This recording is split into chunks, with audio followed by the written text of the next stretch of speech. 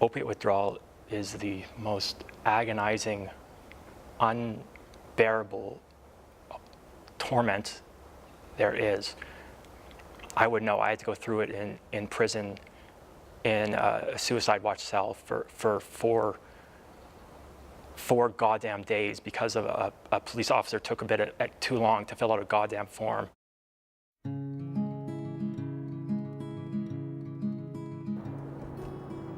On Monday, we met with Nolan and his whole family to just sort of reinforce that as of April 1st, he's not going to be living in the house anymore.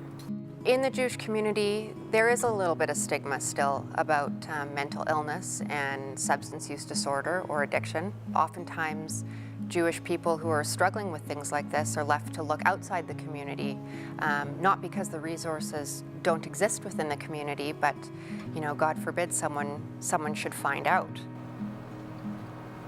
It's hard to. I'll feel better after I get my methadone. How'd you get I don't know why I say methadone? that. I'm so used to just not socializing until I get my methadone. Oh, yeah. Yeah. It's not a joke. It's not fun when you can't control yourself. I'm still figuring this all out, right? Like, as it happens. But that's kind of what meth withdrawal is like. No one truly understands meth addiction. Nobody. Unless you've lived it, you can't understand it. It at times feels like, at least for the drugs I was using, which essentially were methamphetamine and benzodiazepines.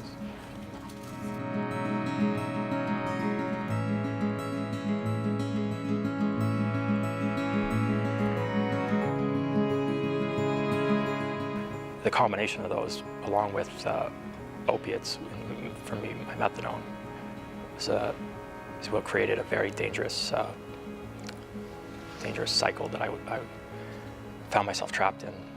The commitment to creating awareness is probably one of the top priorities at Jewish Child and Family Services as far as mental health and addiction goes.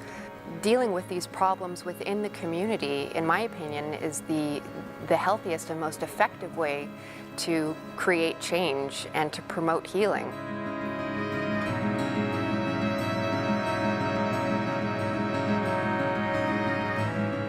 When I started seeing Carly, I was kind of a mess, and like she could see that, but she was there for me. Like she was there for me the whole time. She saved my life in a big way. That's the reality of it. She really did.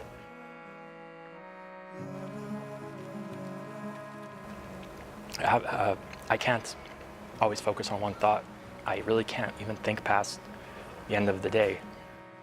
JCFS has been hugely important for me. You've all been so good to me. Everything about JCFS represents love and understanding and positivity. Running is a huge thing for me, always on the treadmill. And because I can control my pace. And just with weights, it's just the adrenaline and the testosterone, all that stuff just flowing through your body. It just feels great. That's the high. I always love the high of working out. I work really hard in there, but I don't have anything to prove to anyone but myself. So I've just been more comfortable lately. I had moved into an apartment, and I thought that I heard a baby crying, and I thought that someone was beating a baby. And so I don't know, I think I told my aunt or something, and she believed me. And it wasn't true, right? It was just a hallucination or a delusion. With the bipolar, it's like sometimes you're high, sometimes you're low, and so on. But with schizophrenia, it gets a bad rap because people say, oh, you're being paranoid. And with schizophrenia, a large part of it is the paranoia. So, for example, I couldn't go into a cafe or a restaurant by myself because I was afraid that people were talking about me. If I was to go into a cafe and people were laughing, they were laughing at me.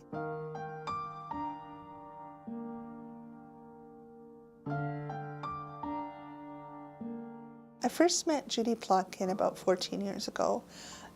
She was my new worker. She came up with the idea of this wellness group on her own, and people really enjoy it. They enjoy coming. We enjoy interacting with each other. We enjoy doing things, you know, different things in the gym, or going to, say, the art gallery for a guided tour. Things that maybe we couldn't afford to do on our own, but Jewish Child will pay for it. Well, that sounds bad. But anyway, counseling is more with Dr. Croft. She's my psychiatrist, and I can talk to her about what's going on in my mind, and she can say, okay, Joan, I think you're not feeling well. I think you're sick. I think we need to put you in the hospital. So she's the person really that does the counseling. She knows what signs to look for. She knows to say, okay, Joan, I think you're paranoid, or I think none of this stuff is happening, it's all in your head. Being mentally ill does not make you a lesser person, and people should try and give you some understanding that, you know, it could happen to anybody. And I think the important thing is to reach out, or to have other people reach out to you and to help you gain your footing again. And that's what definitely what's happened here at Jewish Child.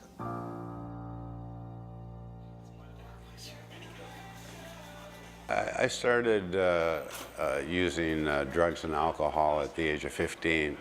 I think by the time I had graduated university, I definitely knew that drugs were a problem, because I couldn't continue with my university. I had a chance to go to graduate school. The drug use always led to very serious depressions. I went to China in 2002. I'm a teacher. I teach English as a second language, and I administer tests, even currently. But I was in China for about almost 7 years, living in Beijing, and had secured a very, very good position in the university there. I became very sick physically and mentally and emotionally. It was about 210 pounds to 168 pounds. And I didn't know what was happening. I had no energy to teach. I had no confidence to teach. I couldn't focus mentally on my job, and I tried to put on weight. I couldn't put on weight. I didn't know what was going on, and with that came all the depression, because I thought, if I can't teach and I can't stay here, then I have to go back to Canada. I tried to get help in China, in Hong Kong. They couldn't figure out what was wrong with me. I had to come back to Winnipeg. My family was crazy. They were trying to help me. I was phoning them. I was in a panic. I was hysterical. They didn't know what to do. My sister, who lives in Jerusalem, contacted Jewish Child and Family, asked them if they could help. Things went in motion. My uncle, my mother's brother from Palm Springs, flew to China. I was incapable of coming back by myself. Jewish Child and Family arranged for the mobile crisis unit to meet me at the airport. Where was I going to go? Probably being admitted to the hospital would have been a difficult thing. So they got me to the crisis unit. From the crisis unit, they got me into the hospital. So that was my first contact with Jewish Child and Family, and you know, it was a blessing that they were able to arrange that. If the JCFS can build mental health, a community that can help people, very important. Very, very important. Addiction, dealing with addiction, I know firsthand. I know a lot more about it. There's the treatment centers here. There's a lack of treatment centers, and there's a lack of recovery houses. And there's people dying out there, and we need more. So anything that can be done by JCFS to help both situations, very important.